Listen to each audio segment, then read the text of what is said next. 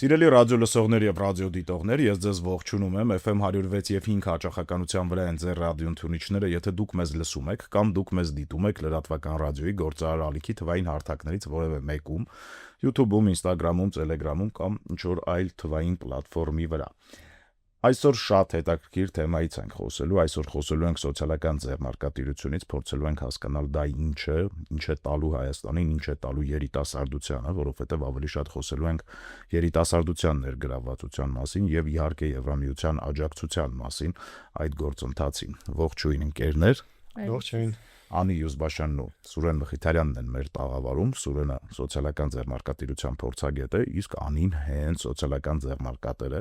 Ագրոսյունիքի համահիմնադիր։ Ճիշտ ներկայացրեցի ձեզ ընկերներ։ Եկեք անծանոթ ռադիոլսողներին պատմենք նախ ինչ է սոցիալական ձեռնարկատիրությունը, ինչով է այն տարբերվում սովորական ձեռնարկատիրությունից, որովհետև մենք մեր եթերում շատ ենք խոսում ձեռնարկատիրությունից, բիզնեսից, տնտեսությունից, հենց սոցիալական բաղադրիչը ինչ է անում ձեռնարկատիրության մեջ։ Ումից սկսենք։ Կարող եմ ես սկսել։ Համեցեք։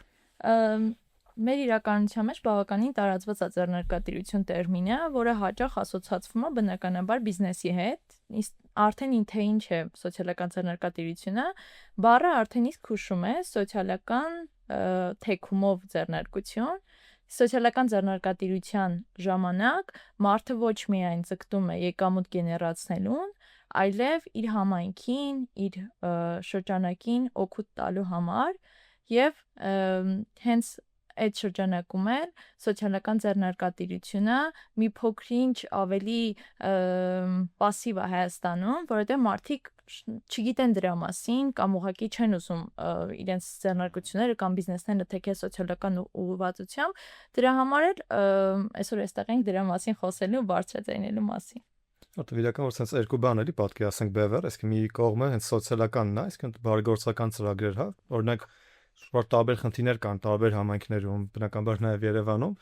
ու այդ խնդիրները հիմնականում լուծվում են բանական, հա, բարեգործական ծրագրերով, մարդ ինչ-որ կարիք ունի որոշակի նախագծեր են կազմակերպում եւ այլն։ Այսինքն ինքը իր բնույթով սոցիալականը, բացը գումար աշխատել չունի հիմք, ինքը ուզում է որոշակի օգտակար գործ անել։ Բիզնեսը հակառակը, բիզնեսը ուզում է գումար աշխատել, երկուս ոլորտները կարևոր են, բայց սոցիալական ձեռնարկությունը, ինչպես աննշվում էր, այս երկուսի համախումբն է, հա, ինքը հիբրիդային մոդել է, այսինքն մեկը սոցիալական, մեկը ձեռնարկատիրություն, դրա համար կարճ ասում ենք ՍՁ, այսինքն երկուսի համախումբն է, որ որոշակի դրական բան անելու համար դրա շուրջ բիզնես է ստեղծում, այդ բիզնեսը աշխատելով արդեն իսկ այդ խնդրի լուծում է, բայց բացի դրանից ինքը նաև գումար է աշխատում որպես բիզնես ու ինչքան շատ աշխատի բնականաբար այդքան լավ ու մի հատ էլ իր աշխատած գումարի որոշակի հատվածը սովորաբար մենք ասում ենք իր մեծ մասը 50%-ից նույնիսկ ավելը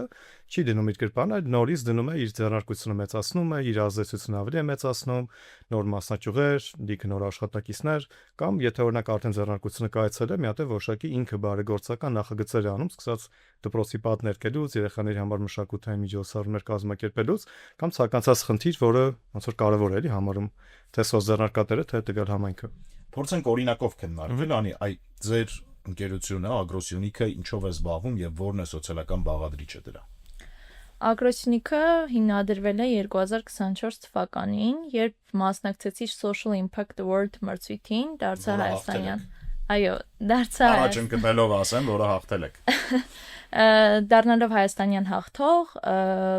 սկսեցինք պրոտոտիպային արտադրություն հիդրոպոնիկ տեխնոլոգիայով անասնակերի եւ միկրոկանաչիների արտադրության։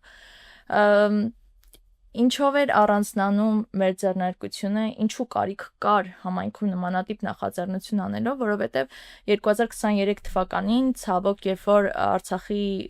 կորստից հետո մեր մոտ 5000 տեղական ֆերմերներ լքեցին իրենց արոտավայրերը ու հետ վերադառնալով Սյունիք կամ ունեին անասնակերի խնդիր, կամ ունեին արոտավայրերի կրճատման խնդիր ու այստեղ տարբեր խնդիրներ էին առաջանում, մարդիկ կամ սկսում էին արտագաղթել երկրից կամ ուղղակի տնտեսություններն էին կրճատում ու բավականին գյուղատնտեսությունը այնպես չի Հայաստանում ինչ որ բարձր մակարդակի զարգացման վրա, դրանից հետո էլ ավելի է նվազում այն շեմը, որը պետք է ունենանք մեր երկրում գյուղատնտեսության շրջանակում։ Դրանից մինչ social impact word-ը իրական դպրոցում գյուղատնտեսության դասընթացի ժամանակ դասում եմ հիդրոպոնիկ տեխնոլոգիայի մասին, սկսում խորանալ, Եռամիության ծրագրի շրջանակում դասում social impact word-ի մասին, ոգևորվում եւ որոշում դիմել։ Իրականում այն ժամանակ, երբ որ դիմեցի, կփաստեն այն փորձագետները, ովքեր ծանոթ են ձեռնարկությանը, ամեն ինչ մի փոքր ավելի խճճված էր, բայց social impact-ի ինկուբացիայի մասնակցելուց հետո ամեն ինչ ավելի հստակ էր, ամեն ինչ ավելի կայուն էր։ Դրանից հետո,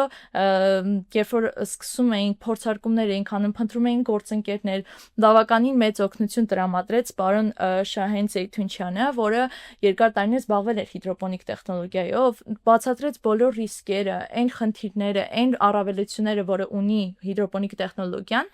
ու սկսեցինք համատեղ աշխատել։ Հիդրոպոնիկայի հիմնական հիմքը դրել էինք անասնակերը եւ քանի որ ունենք ֆերմերային տնտեսություն, առաջին փորձարկումները արեցինք հենց մեր ֆերմայի վրա, հասկացանք առավելությունները, թերությունները, մարտահրավերները, այնուհետև տեսանք, որ շուկայում ունենք միկրոկանաչիների պակաս, հատկապես Սյունիքում, ընդհանրապես միկրոկանաչի հասկացողությունը բացառված է բոլորի սեղաններից եւ որոշեցինք սեղանները զարդարել միկրոկանաչիներով եւ մի փուլ նորից մտանք մարտահրավերների մեջ, ոլորտը ուսումնասիրելու, պրոդուկտը ամբողջությամբ կազմակերպելու եւ շուկա մտցնելու համար, որովհետեւ հեշտ չի շուկա ինչ որ նոր պրոդուկտ մտցնել, պայմանական երբ որ Ծնեբեկը մտավ շուկա, ոչ ոք չգիտեր դրա մասին, բայց այնպիսի մարքեթինգային արշավներ արվեցին դրա շուրջ։ Ես կարծում եմ, որ քաղաքում ոչ մեկ չգիտեր դրա մասին, որովհետև գյուղական համայնքներում մարդիկ սովորաբար տենց ուտում էին, նույնիսկ տարբեր անուններ կան Ծնեբեկին, ամեն համայնքում իրան ուրիշ ձև, բայց քաղաքաբնակ ժողովուրդը հա ծանոթ չէր դրան, դուք ճիշտ եք։ Ու ինքը այնպես չի որ էժան հաճույք էր։ Հա։ Հիմա Ծնեբեկը բավականին մեծ պահանջարկ ունի, հատկապես զատկական սեղանին կամ չգիտեմ ինչ որ, երբ որ մարդիկ սկսում են մի փոքր վեգան սնվել, Ծնեբեկը պարտադիր զարդ է իրենց սեղանի համար։ Մենք էլ փորձում ենք միկրոկանաչիների կուլտուրա մտցնել մեր հասարակություն, դեպ կարծում ենք դրա արդյունավետությունը չի զիջում Ծնեբեկին կամ մեկ այլ կանաչիների տեսակի։ Ես ուզում եմ խոսենք Եվրոմիության աջակցությունից այդ ծրագրերին եւ ոլորտին ընդհանուր առմամբ։ Գեք Դեզնից սկսենք երևի Սուրեն, դուք որովհետեւ պատկերին ավելի լայն եք ծանոթ։ Հա, իրականում նույնիսկ սոցիալական ձեռնարկատվությունը 10 տարուց արդեն ավել է, էլի, որ զարգանում է, ու մենք էլ 2015 թվականին այդ մոտ 2.5 տարվա կտրվածքում տենց առաջին նախագծերից մեկն ենք անում, որ հենց Եվրոպական միությունն էր ֆինանսավորում, ու ինքը ոնց որ առաջին տես կարելի ասել հենց կենտրոնացված սոցիալական ձեռնարկատվության տես պիլոտային ծրագրերից մեկն էր, ու շատ էլի առաջին հերթին մենք ոնց որ առաջին տասնյակ էլի սոցիալական ստեղծեցինք Հայաստանում, բայց բացի դրանից ոնց որ դաշտը շատ բաց էր, էլի, թե ոնց որ չկային փորձագետներ, չկային կրթական նյութեր, որտեվ այդ ամեն ինչը կավոր նոր կոնցեպտ է, պետք է նախ սահմանումը ոնց որ որոշենք, պետք է մարդկանց կրթենք, որ հասկանան այդ ինչը, պետք է իրենց սովորացնենք, ու մենք այդ սովորացնելը մոտապես այնպես 7-8 ամիս process է, էլի, տևել, թե առերես դասընթացներով, թե on-line դասընթացներով, թե կրթական նյութեր ձևավորելով, թե էքսպերտներ վերապատրաստելով, այնպես բավական երկար process-երի տարանք, որ մարդկանց մտածելակերպը փոխվի, մարդիկ թե պետական համակարգը, թե տարբեր ոնց որ հասարակական կառույցներ, տարբեր դոնորներ ավելի խորացված պատկերացնեն այդ դաշտը, ոնց որ իրենց ինչ է ներկայացնում։ Ու մենք այն ժամանակ արդեն այդ ոնց որ առաջին օրինակները էլի ստեղծեցինք, ու այդ ժամանակվա արդեն սկսեց ինքը լայն տարածում գնալ, էլի, այսինքն շատ նոր կառույցներ սկսեցին ձևավորվել, Եվրոմիությունը իր հերթին շատ նոր սկսեց էլի պրոյեկտներ ֆինանսավորել ու տենց բավական շատ էլի, այսպես մոտավորապես էլի կարելի ասել 150 սոցիալական ձեռնարկություն կան Հայաստանում, ու Եվրոպական միությունը իրականում հիմնական ոնց որ դոնոր կառույցներից մեկն է, ու այդտեղ ոնց որ մենակ ֆինանսավորումը չէ, քանի որ սոցիալական ձեռնարկությունները ստանում են հա ֆինանսավորում, բայց այդ ոնց որ ամենակարևորը չէ, դա կարևոր, բայց դրանից կրթությունն է կարևոր, գաղափարներ գեներացնելն է կարևոր, թիմերը ձևավորել, ինչպես է անի նշեց նաև էքսպերտների հետ աշխատել, այսինքն sense լիքը անելիքներ կան, ու լեշ եմ խոսում թապես դաշտի էլի զարգացման, կայացման, որ ինքը ասենք իր հայցակարգը լինի, իր օրենքը լինի, այսինքն շատ անելիքներ էլի դեռ որ ունենք դաշտում, բայց Եվրոպական միության դեպքում են հիմնական ոնց որ դաշտի sense ասած մեջքին կանգնած ոնց որ կառույցներից մեկն է, հա, օգնողներից։ Կուզեի հավելել, որ Եվրոպական միությունը եթե անմիջապես անհատական ինչ որ օգնություն չի ցուցաբերում,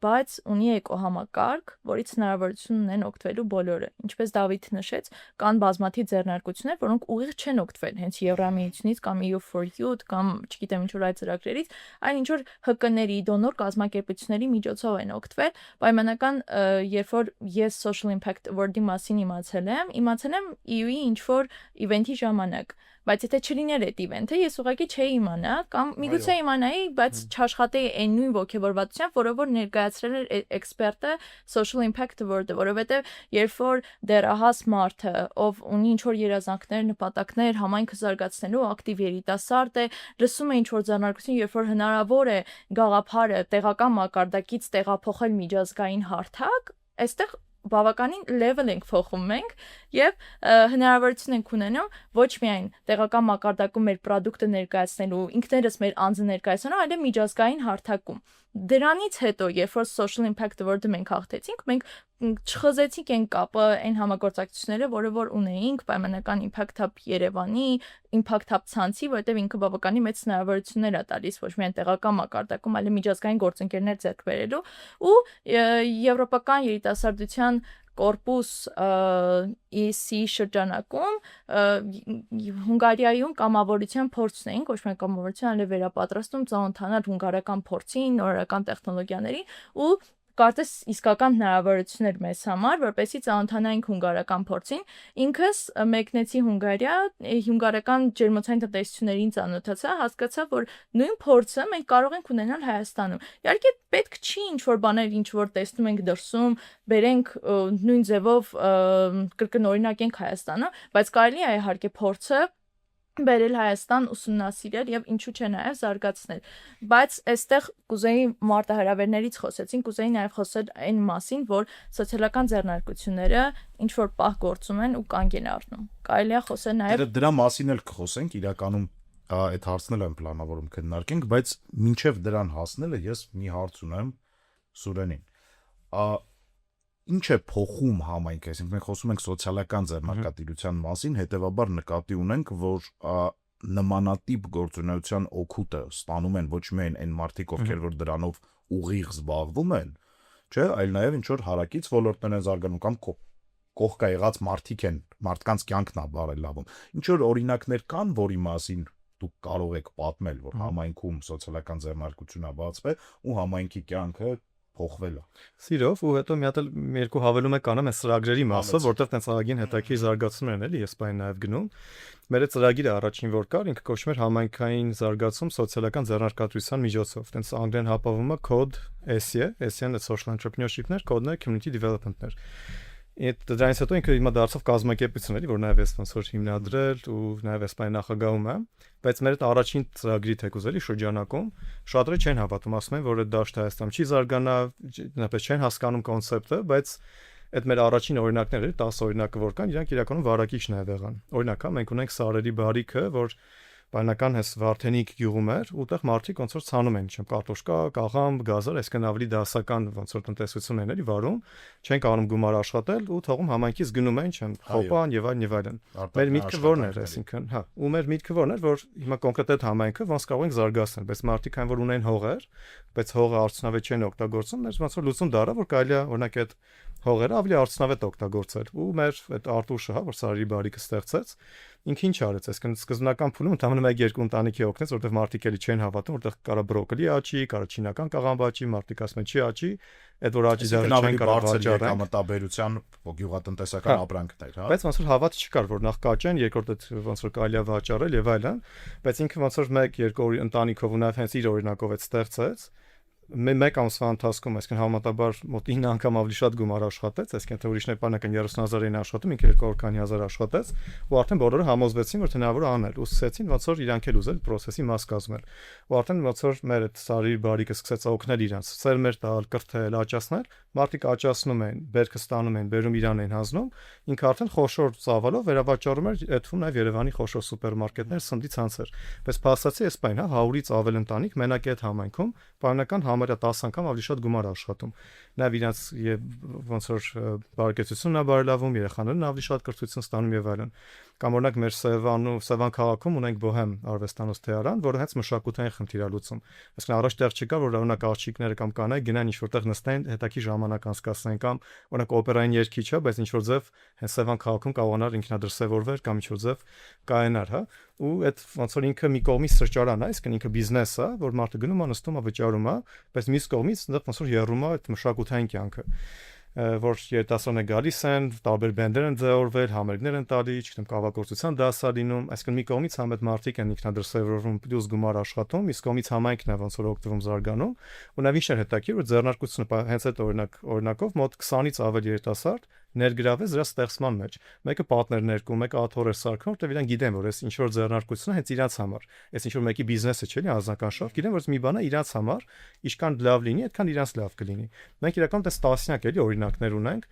մինչև ասենք IT ընկերություններ, պլաստիկի վերամշակման, կրթության եւ այլն։ Եվրամիության ֆինանսավորմամբ այդ ծրագրերը։ Մեր կոնկրետ մեր ծրագրերի մեծ մասը հա ու իրական Հայաստանում էլի, այտենց մեծ մասը իրականում Եվրոպական միությունն է ֆինանսավորել։ Նման նախագծներ։ Այդ EU4-ը բավական հետաքրքիր է, մի զարգացումներ, որտեղ օրինակ այդ մեր առաջին ծրագրի մասնակիցները այտենց 16 տարեկանից մինչև 70 տարեկան երիտասարդներ են։ Բայց դրանից հետո մենք ինչ արեցինք, ասենք դա պետք կարելի է ոնց որ բաժանել էլի, այսինքն մենք ունեցանք ոնց որ առանձին ծրագրեր հենց երիտասարդների համար ու EU4U-ը ծրագրերից մեկն է, որտեղ ինքը հենց թիրախավորում է երիտասարդներին։ Ու բական հետաքրքիր է 2013 թվականին ոնց որ հաջորդ նաև այդ փուլներ էլի, որ պետք է տարբեր ծրագրեր դիմեն ու 100-ավոր էլի տարբեր երկրներից 100-ավոր ծրագրեր էին դիմվել, ընդհանրապես 9-ներ հաստատվել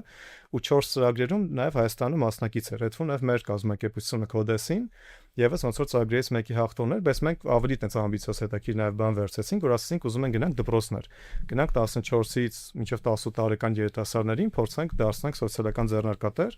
Էլի բավական թերահավատություն կար էլի, համ որ բավական երիտասարդ են, իրանք դեռ պատրաստ չեն եւ այլն, բայց նաև մենք հավատում ենք, որ ինչքան շուտ իրանք ոնց որ կարողանան մտնել ձեռնարկատիրության դաշտ, ինչքան շուտ ձևավորվեն սոցիալական մտածելակերպ, ձեռնարկատիրական նաև մտածելակերպ, այդքան ավելի լավ։ Ու մենք հիմա ունենք հենց այդ նոր մոդելը, որ կոչվում է աշակերտական սոցիալական ձեռնարկատիրություն։ Մենք այս 15 դպրոցում ոնց որ տես լիքը սեմինարներ արեցինք, ինկուբացիոն ծրագրեր, արդյունքում ոնց որ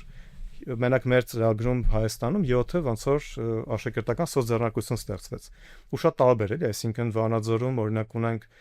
ավանդական տենց հա ոնց որ տարազներով, այսինքն տենց լուսանկարչության ծառայություն, որ ինքը համ ազգային ոնց որ պատկանելիության ոնց որ նպաստմանն է ծառայում, դուք երեխաները գումար են աշխատում հենց դպրոցի ներսում, ու նաև համ իրանք են աշխատում ու համ ոնց որ դպրոցին են օգնում։ Կամ օրինակ համայնք ունենք, որ լիքը մրգեր են օրինակ այդտեղ արտադրում Ամբերտը, բայց Էշմիածնի մոտ է, մոտ Ամբերտի գյուղ կա, ու տեղի դպրոցի ընդհանրապես համայնքում շատ էր, որ բերքը չէր օգտագործում, ու երեխաները ասին կարող ենք մեր համայնքին օգնել, բերքը հավաքենք, տեղից ոնց որ շոկոլադե չեր սարքենք, բայց շատ համով են, ու դրանից հետո էլ տարբեր տեսակել, էլ թեյեր, շատ տարբեր ոնց որ գործերի մեջ էլ իրանք մտան, բայց փաստացի էլ իրանք համ ոնց որ աշխատում են, համ ասենք շն դպրոցի սպորտի, ասենք իրաց դալիչն են վերանորոգում, համ իրանք են գումար աշխատում, համ դպրոցին են ինչ որ կերպ օգնում,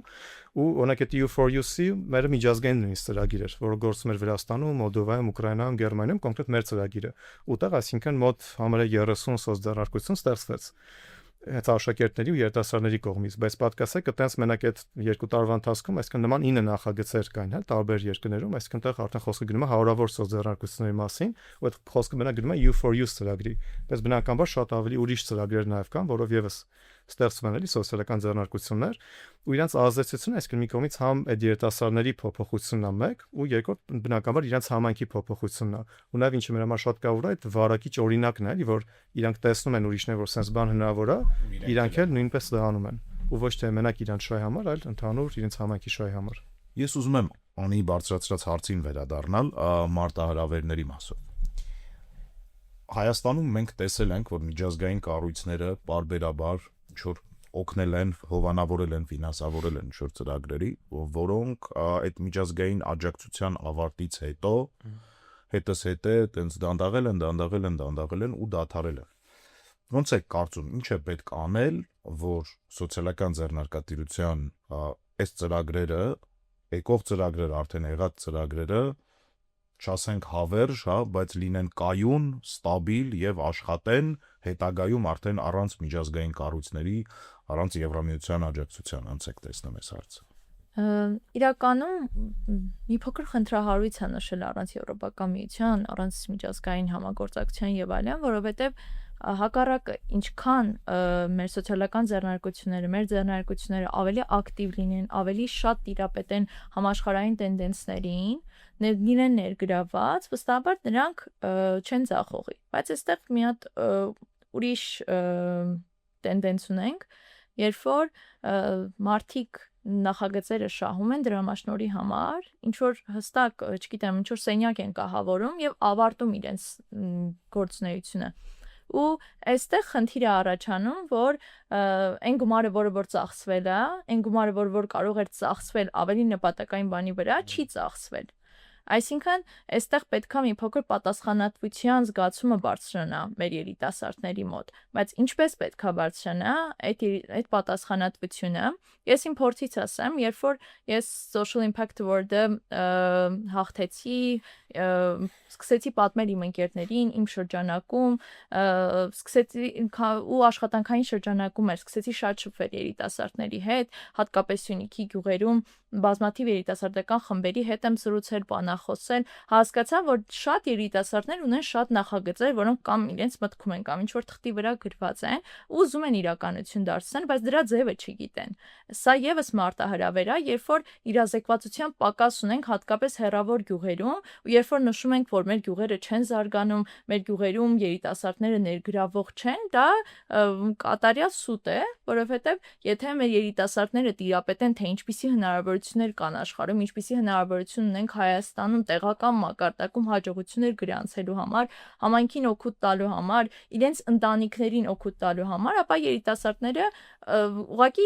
կձգտեն այդ միջազգային համագործակցություններին։ Ես ինքս չեմ պատկերացրել ինչպիսի հարթակ է մտնելու social impact award-ից առաջ, բայց երբ որ ծանոթացել եմ էկո համակարգին, թե ինչպես կարելի է լինել ներգրավված ոչ միայն սոցիալական ձեռնարկատիրության ոլորտում, այլ նաև ժողովրդավարության, մարդու իրավունքների պաշտպանության ոլորտում, ու քանի որ ապագայում շարունակելու եմ իմ փորձը հենց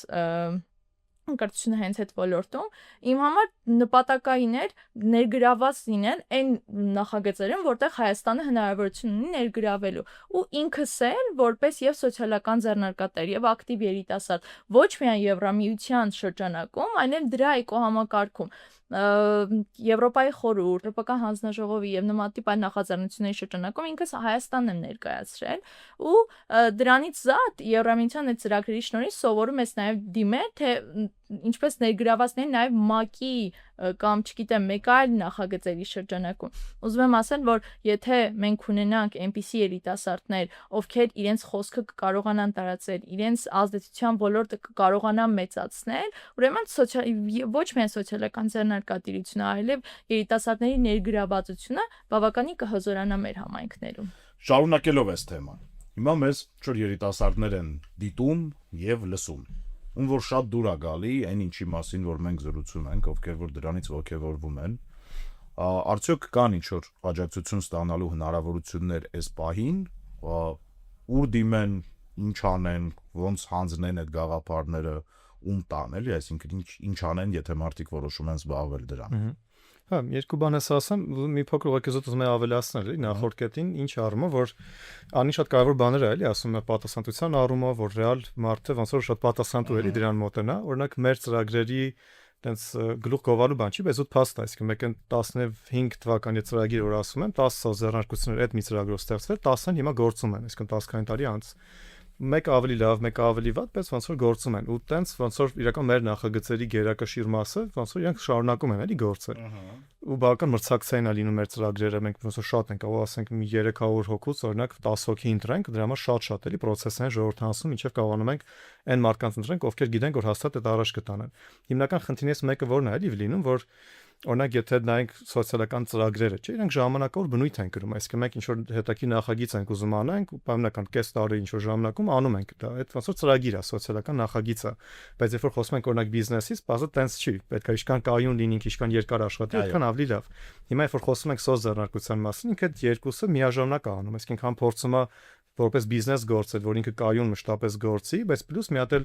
դասական բիզնեսի ի տարբերություն, մի հատ էլ սոցիալական բանի մասին եմ մտածում, այսինքն ոնց որ կրկնակի կարելի է ասել, իր աշխատանք անում, որը բարդ է, բայց դա խնդիրը երբ է լինում, երբ որ այդ բալանսը շեղվում է։ Օրինակ, երբ որ շատերը ասում են, լավ, հիմա լավ գործ ենք անում, բիզնեսը ոչինչ, հետո ավելի աշխատենք, հա, գումար կամ բան։ Ու մեծ մասամբ, այսինքն սծների բիզնես կոմպոնենտը բավական թույլ է լինում։ Իրանք լավ պրոդուկտներ չեն տալի, մարքեթինգ վաճառքը լավ չեն անում, այսինքն այն ինչ որ դասական բիզնեսը մինիմալ գոնե պետք անի, որ կարողանա ոնց որ գոյատևել ու զարգանալ, սծների շատերը դա չեն անում։ Իրանք բավարարվում են սոցիալական հատվածով, հա։ Սոցիալական ու նաև ոնց որ ակնկալում են, որ մեզ պետք է աջակցեն, որ մենք լավ գործ ենք անում, օքեյ։ Ես ոնց որ բազա համաձայն եմ, բայց այդ մի մասն է։ Մյուս մասը որ դու պետք է լինես շատ ուժեղ բիզնես, շատ ուժեղ ոտքի կանգնացնես, ինչքան հնարավոր է շատ գումար աշխատես, որ կարողանաս նաև քո միսիան առաքելությունը կատարել ու մի հատ էլ ոնց որ օգնես, որ զարգանաս եւ այլն եւ այլն։ Այսինքն այդ երկուսը պետք է իրար ոնց որ բալանսի մեջ լինեն։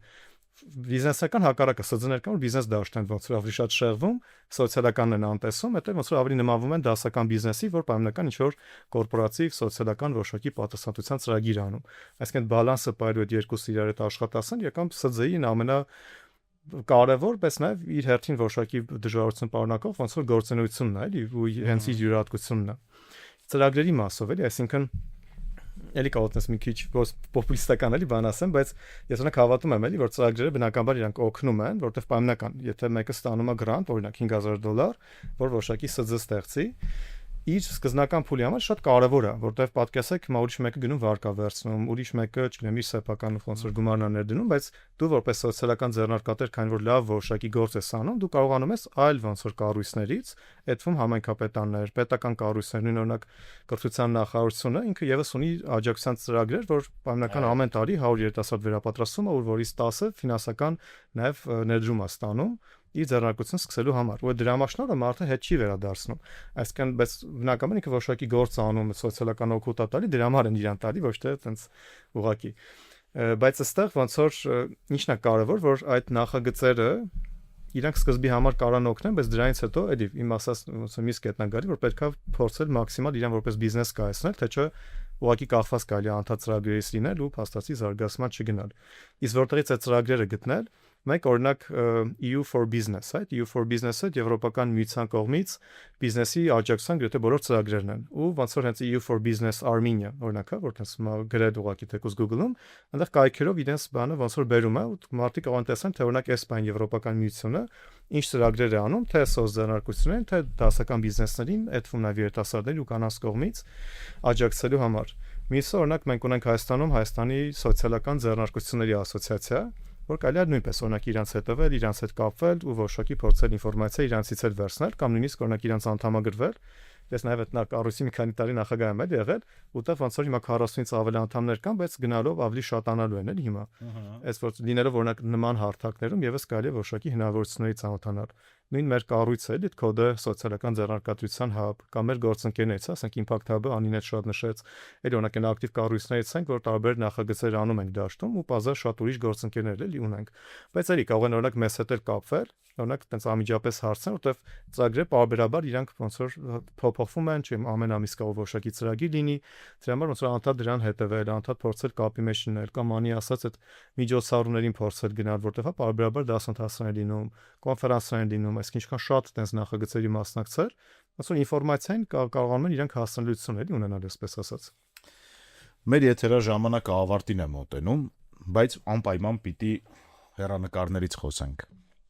Ոնց եք տեսնում զարգացումը եւ սոցիալական ձեռնարկատիրության ընդհանուր առմամբ Հայաստանում եւ մասնավորապես ձեր ձեռնարկությանը։ Կոնկրետ մեր պարագայում մենք փորձում ենք էկոհամակարգ ստեղծել Սյունիքում գյուղատնտեսության նորարարական տեխնոլոգիաների ներմուծման կապակցությամբ, որովհետև կարևոր ենք համարում ոչ միայն Սյունիքի մարզում, այլև ամբողջ Հայաստանում զարգ տալու գյուղատնտեսության այն ճյուղը, որը բավականին անուշադրության է մատնված։ Այսինքն երբ որ հիդրոպոնիկան բնավ նորարարություն չի ամբողջ աշխարհում, որովհետև բավականին մեծ տեխնոլոգիաներ, բավականին մեծ ընկերություններ կան, որոնք այդ տեխնոլոգիան օգտագործում են ու կայուն արտադրանք են ստանում, բայց Հայաստանում այդ ամեն ինչ նորարարություն, որովհետև մենք հետ ենք ընկել աշխարհի մրցավազքից, երբ որ մարդիկ արդեն անցնում են վերտիկալ գյուղատնտեսության, մենք դեռ չենք հասցրել յուրացնել հիդրոպոնիկ տեխնոլոգիան, որովհետև բավականին մեծ կախվածություն ունենք իմպորտներից։ Այսինքն երբ որ մեր գորիսյան շուկայում, մեր Սյունիքի շուկայում մենք չենք կարողանում բավարարել ամենահասարակը ձվի կամ կանաչու պահանջարկը, այստեղ խնդիր է առաջանում, որ ինչ որ մեկը մտածի, որ միգուցե ես եմ այն մարդը, ով պետքա բավարարի այն ձվի պահանջարկը, որը առկա է մեր շուկայում կամ կանաչու պահանջարկը։ Այսինքն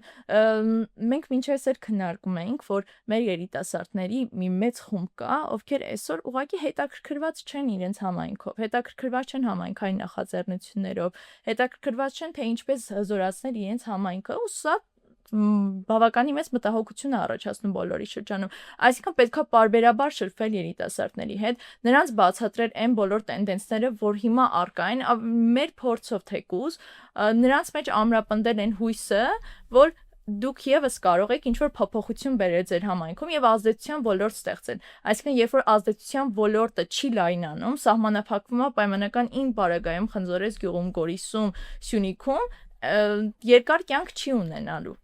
Բայց եթե մենք կարողանանք շփվել Հայաստանում տարբեր երիտասարդների հետ, պայմանական ես հանդիսանում եմ նաև Հայաստան երիտասարդ եվրոպական դեսպան, Եվրամիության ներքո գտնվող երիտասարդական խորհրդի անդամ, Հայաստանի բոլոր մարզերում երիտասարդներ կան, ովքեր այդ համակարգի մեջ են ու պարբերաբար միմյանց հետ ինչ-որ միտինգներ են ունենում, քոլեր են ունենում, քննարկում ենք, հանդիպումներ են ունենում,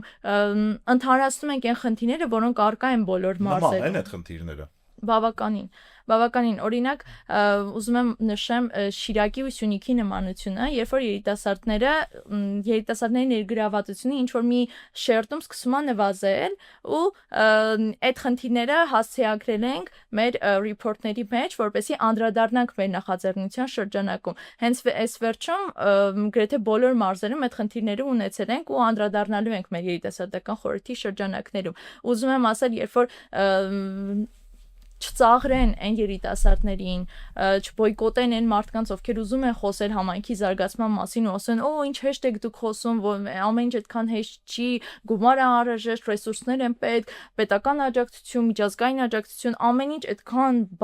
բարդացնել կամ չգիտեմ, ամեն ինչ այդքան ծանծաղացնել պետք չի, որովհետև երբ որ մարդիկ իսկապես ցանկություն են ունենում համայնքին օգնելու, չեն սպասում միջազգային ինչ-որ նախաձեռնությունների, որովհետև եթե չլիներ Արցախի այդ դեպքը, իմ ընտանիքը մեր ընտանիքի ֆերմերային տնտեսությունը չառնչվեր այն նույն խնդրին, որը առկա էր ամբողջ Սյունիքի մարզում, ես երբեք չէի անի այն նախաձեռնությունը, որով հիմա զբաղվում եմ, բայց եթե մեր երիտասարդները գիտակցեն, որ շուկայում պայմանական ձևի խնդիր ունենք, հնարավոր է նորական ինչ-որ նախաձեռնություններ մտածել, հասարակ ինկուբատորներ ստեղծել, թեկուզ մանուալ միջոցներով ստեղծել այդ ամեն ինչը, փորձարկել, դիմել, Հայաստանի ինչ-որ հարթակներում ներկայացնել, շահագրգռված լինել մեր երկրի ապագայով, ուրեմն մենք վստահաբար կարող ենք ասել, որ լավ սերունդ ենք ունենալու, բայց եթե երբ որ մեր սերունդը զբաղվում է, չգիտեմ, իր հետաքրքրությունները շեղվում են այլ ուղղություններով, մենք այստեղ բավականին մեծ խնդիրներ ենք ունենալու։ Ես սոցիալական ձեռնարկատիրության ոլորտում եւ մեր ամբողջ պետական ինստիտուտներում։ Մենք այդ փոքր բանալի բառից էլի մեկ ուզում եմ շեշտել, որ անին նշեց այդ նորարարական էլի լուսումները, որտեղ իրականում էլի խնդիրներ, երբ որ մենք էլ ենք աշխատում, շատ են նմանատիպ խնդիրներ էլի մարդիկ բերում, սկսած աղբանություն, մեր գյուղատնտեսություն, պլաստիկ եւ այսինքն սովորաբար շատ ոնց որ ստանդարտ խնդիրներ են առաջին հերթին էլի երիտասարդները դուրս բերում, ու շատ անգամ խնդիրներ են, որ իրենց ուժերից կարող դուրս են իրանք։ Տրանսպորտ, ասֆալտ եւ այլն, որ կարող հենց ինքը չկարողանա լուծել, դե ասում եմ լավ, եթե մենք այս խնդիրը ունենք, ես չեմ կարող լուծեմ, ավելի լավ ոչ մի բան չանեմ։ Դե համար ստեղ ոնց է ինչն է կարևոր, որ նախ sense real փորձել sense տնտղալիքը խորանալ այդ խնդիրների մեջ համայնքի, այսինքն այնպես բաներ դուրս բերել, որ կարող առաջին հայացքից իրանք չեն երևում որպես այդպեսին խնդիր։ Կամ մյուս կողմից կարող ինքը խնդիր չէ, հնարավորություն է, ինչ որ դրական բան է, որ կարող մեր համայնքում ինչ որ պայմանական լավ տեսարժան վայրեր կան, կամ ինչ որ հատուկ ինչ որ մի բան է մեր մոտ աճում, որ կարող չկա, մենք այդ կարանք օգտագործենք որպես հնարավորություն մեր համայնքը զարգացնելու համար։ Բայց այդ ինովացիոն լուծումը շատ կարևոր է, որտեղ այդ միակ տարբերակներից օրինակ դասական բիզնեսի հետ պայքարելու, որտեղ սզեն ասենք ավելի շատ գործ անում, բայց ու եթե ինքը դասական մի բան անի ինչ որ բիզնես անում, բիզնեսը իրան ուղղակի կուտի, որտեվ ինքը ավելի շատ է իր գործը, ավելի շատ է իր ծախսերը, բայց ինովացիան լուծումներից ոնց որ գաղտնիքներից մեկն է դառնում, որ դու նոր բան ես անում ու կարող ես տարբերվել ուրիշներից, բայց այդ նույնիսկ ինովացիան էլի պետք չի որ մտածեն հեսա պետք է ինչ-որ գյուտ անեն, որ աշխարհում չկա, կարող օրինակ անի այս համայնքում ինչ որ մի բան կա, իմ համայնքում չկա, ես կարող եմ այդ բերել մեր մոտ կամ Վարդենիքում ինչ որ բան են անում, որ կարող Սյունիքում արվել, կամ օրինակ ուրիշ երկրում ինչ որ մի բան արվում, որ կարող ստեղ արվել, չեմ խոսում արհեստական բանականության գործիքներ, որ մարգարագրի մի հարյուրավոր ինչ որ իդեաներ իրան տա։ Այսինքն իրականում այս բանը շատ են էլի հնարավորությունները, համ երիտասարդների համար ծրագրերի, համ ոնց որ ինֆորմացիայի ու իրական ռեալ պրոստը պետք է անի ասած պատասխանատու լինել, պետք է ուզենալ որոշակի բանաներ ու ռեալ նաև գնահատել էլի հնարավորությունները, որոնք որ կան, քանի որ իրանք շատ են, նաև շատ անգամ թերագնահատվում են էլի երիտասարդների կողմից, բայց նույն մեր ժամանակ մենք ասենք շատ քիչ ունենք էլի նման հնարավորություններ, այնց որ իրական շատ հիմա լավ ժամանակ է էլի գործելու ու նաև զարգանալու, նաև շնորհացնելու մեր համայնքները։ Այս մասում մի փոքր հավելում եմ ուզում անել, երբ որ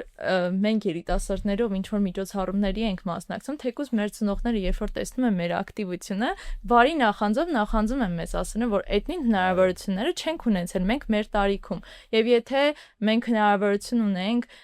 մեր դպրոցական հասարակությունից դուրս գալու, ինչ որ պատնեշներ ճեղքելու, նախաձեռնություններ անելու, չսահմանափակվելու այն ստանդարտ ուղով, որը որ անցնում է Հայաստանի երիտասարդության մեծ մասը պայմանական ես սովորում եմ դպրոցում, ուրեմն